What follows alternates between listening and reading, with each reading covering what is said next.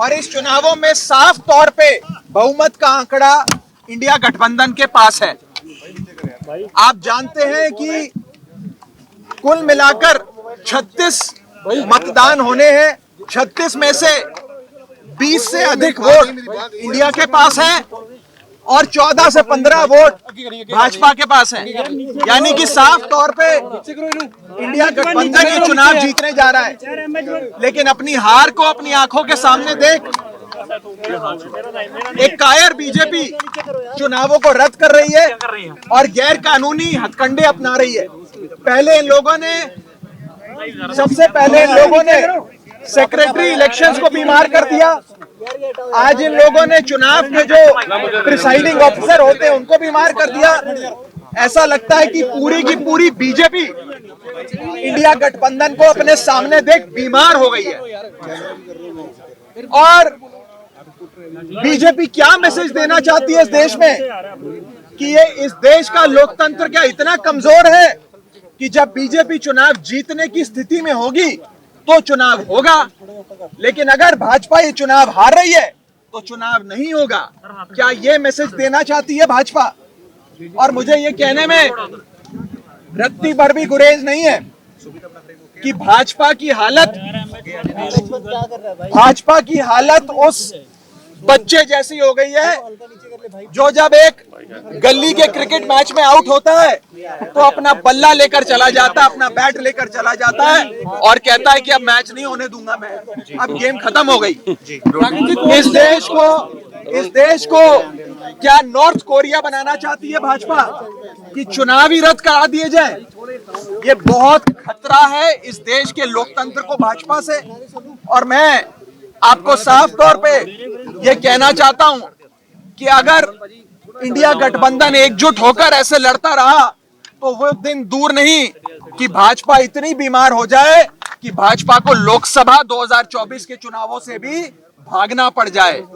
आम आदमी पार्टी ये फैसला और कांग्रेस पार्टी हम सब ने मिलकर ये फैसला लिया है कि हम हाईकोर्ट का दरवाजा खटखटाएंगे, कोर्ट में जाकर इंसाफ की, न्याय की गुहार लगाएंगे और हर संभव प्रयास करेंगे कि मेयर का चुनाव हो जिसमें साफ तौर पे इंडिया गठबंधन जीत रहा है और भाजपा हार रही है। अभी तो आप सोचिए कि ये छोटा सा चुनाव है मेयर का और इसमें इंडिया गठबंधन ने भाजपा की नींद उड़ा दी है। 2024 के लोकसभा चुनाव में भाजपा का क्या हश्र इंडिया गठबंधन और भारत की 135 करोड़ आबादी करेगी, ये आप सोच सकते हैं।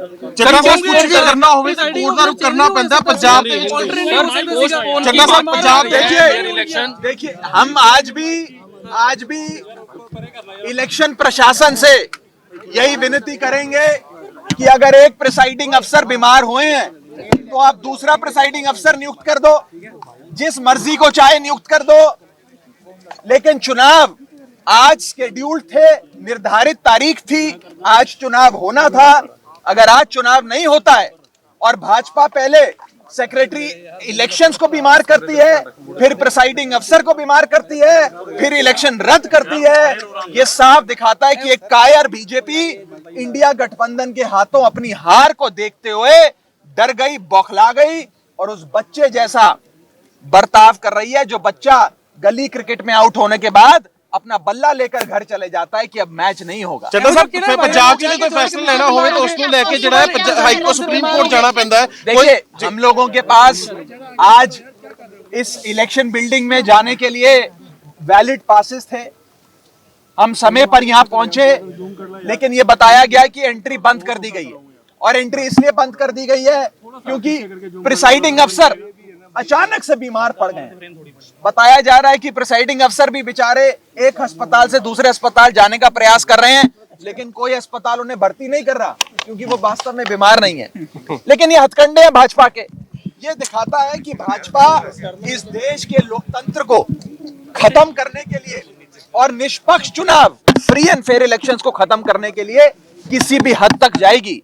मेरा आप सबके माध्यम से देश की जनता को भी निवेदन है कि पार्टियां आएंगी जाएंगी, सरकारें भी बनेंगी बिगड़ेंगी, लेकिन इस देश के लोकतंत्र को बचाने के लिए भाजपा से छुटकारा पाना जरूरी है। अगर भाजपा बनी रही तो वो एक एक कर सारे चुनाव रद्द कर देगी और भारत को नॉर्थ कोरिया बना देंगे। चड्ढा साहब, अगर ये तो मेयर के इलेक्शन है, 2024 के इलेक्शन में कुछ ऐसा होता है तो फिर क्या करेंगे आप? देखिए, ये आज जो चंडीगढ़ में हुआ ये झलकी है।